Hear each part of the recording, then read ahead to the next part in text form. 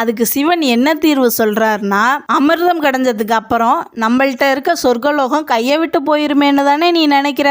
ஆனால் சொர்க்கலோகம் எப்போ உங்கள் கையை விட்டு போகும்னா, நீங்கள் அறியாமையினாலேயோ இல்லை துரோகம் செய்கிறதுனாலையோ தான் உங்கள் கையை விட்டு போகும்.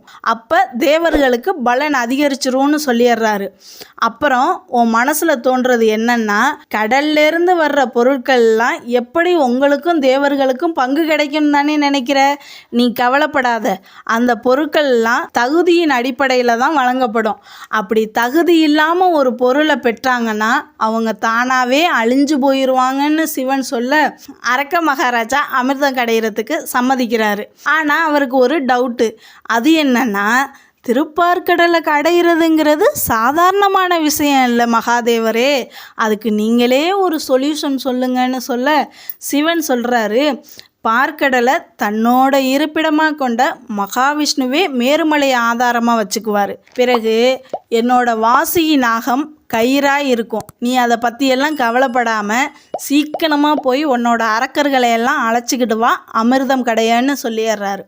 உடனே அங்கேருந்து புறப்பட்டு போன எல்லாரும், அதான் அரக்கர்களும் தேவர்களும் எல்லாரும் ஒன்றா சேர்ந்து திருப்பார்கடலை கடைய ரெடி ஆகிட்டாங்க.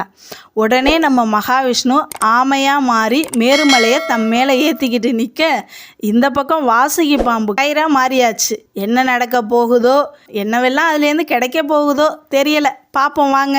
என்னடா இன்னும் தேவருக்கும் அசுரருக்கும் சண்டை வரலையேன்னு பார்த்தா ஆரம்பிச்சிட்டாங்கல்ல.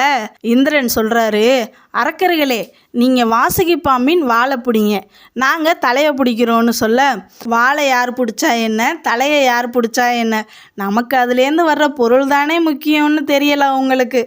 அரக்கர்கள் சொல்கிறாங்க, நாங்கள் தான் தலையை பிடிப்போன்னு சொல்ல, அதுக்கு இந்திரன், நீங்கள் படைக்கிறதுல கடைசியாக வந்தவங்க, அதனால் நீங்கள் தான் வாழை பிடிக்கணும்னு சொல்லவும், நாரதர் உடனே இந்திரனோட காதில் என்னமோ சொல்ல, அதை பார்த்த அரக்கர் சொல்கிறாரு, நாரதா, எதுவாக இருந்தாலும் எங்களுக்கும் சொல்லுன்னு சொல்லவும், இந்த வீடியோவை நீங்கள் முழுசாக பார்க்கணுன்னு நினச்சா கீழே இருக்க லிங்கை கிளிக் பண்ணி முழுசாக பார்த்துக்கோங்க. உங்களுக்கு இதே மாதிரி சிவன் கதைகள் பிடிக்கும்னா நம்ம சேனலை சப்ஸ்கிரைப் பண்ணிவிட்டு உங்களுக்கு பிடிச்சவங்களுக்கு ஷேர் பண்ணிக்கோங்க. நீங்கள் கொடுக்குற ஒவ்வொரு லைக்கும் தான் நான் இந்த மாதிரி மேலும் மேலும் சிவன் வீடியோ போடுறதுக்கு எனக்கு ரொம்ப உறுதுணையாக இருக்கும்.